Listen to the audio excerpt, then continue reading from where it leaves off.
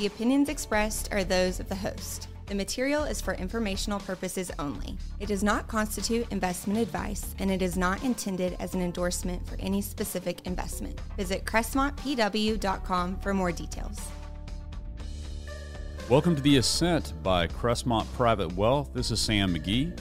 We have offices in Boerne and Houston, Texas, and our guest today is Jess McConnell out of Houston, Texas. Welcome to the show, Jess. Thanks, Sam. Appreciate being here. Absolutely. So Jess is a longtime friend and is retired and was in the oil and gas industry.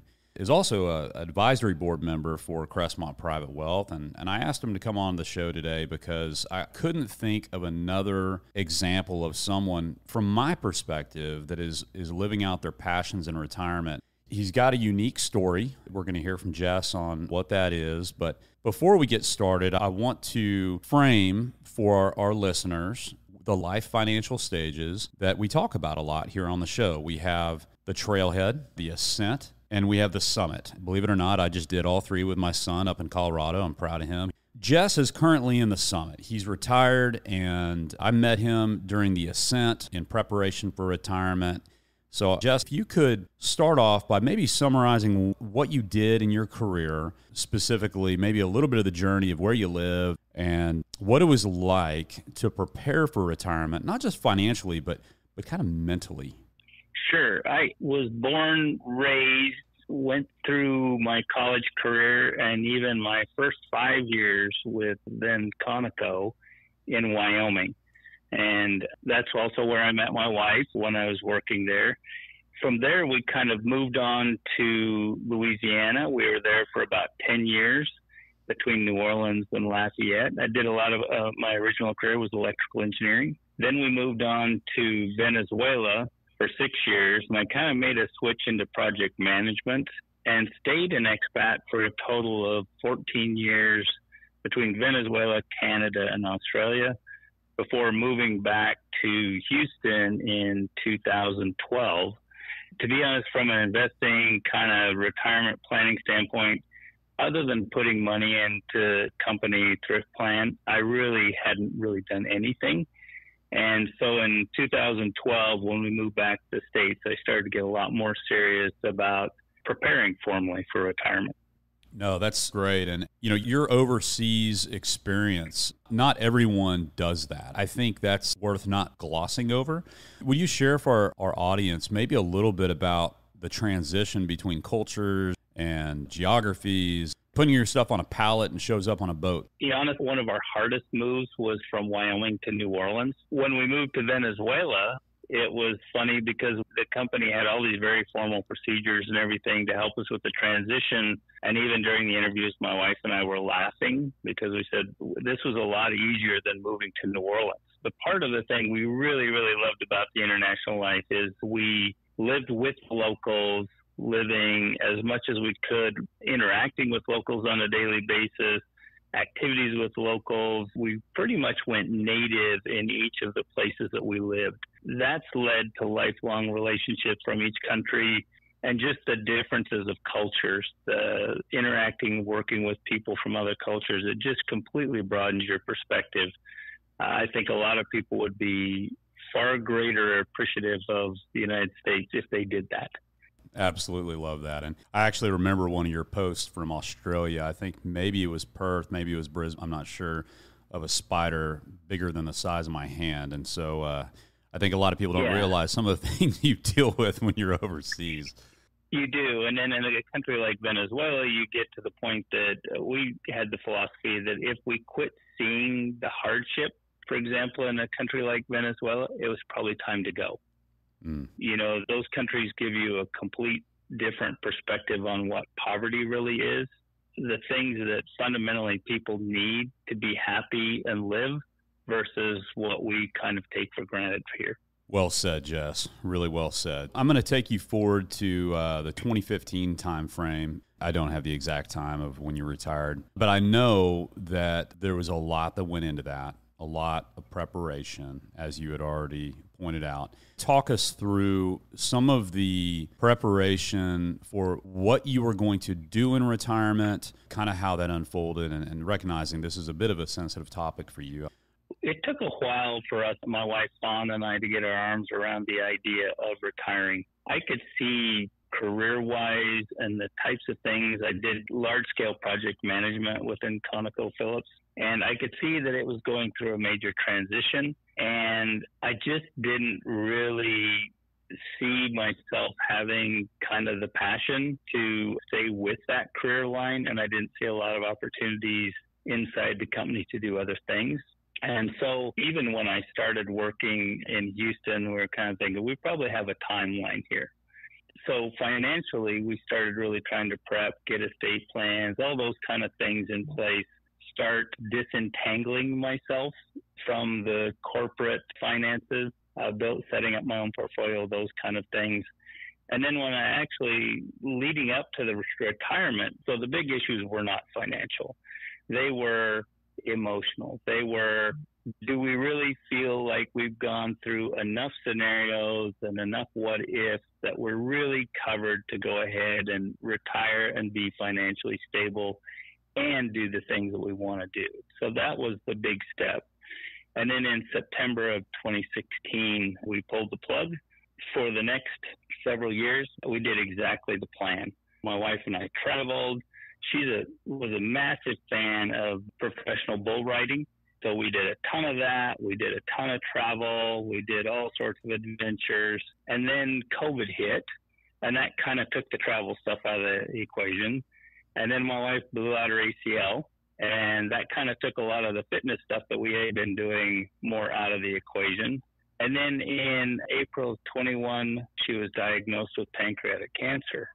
I'd say the next 20 months was the most purposeful time I've ever had in my whole life. I woke up every single day knowing what I needed to do, what my focus was, and that's what I did. At the end of the 20 months, when my wife passed, that really left me in kind of a situation where I had to pivot. All these things that we had planned for retirement, I had planned on her living 10 years longer than me in all our financial plans. We had plans to build a home in Wyoming. We had all these different details that we were doing jointly, and all of a sudden the pivot was, now I have to figure out what I'm going to do as an individual.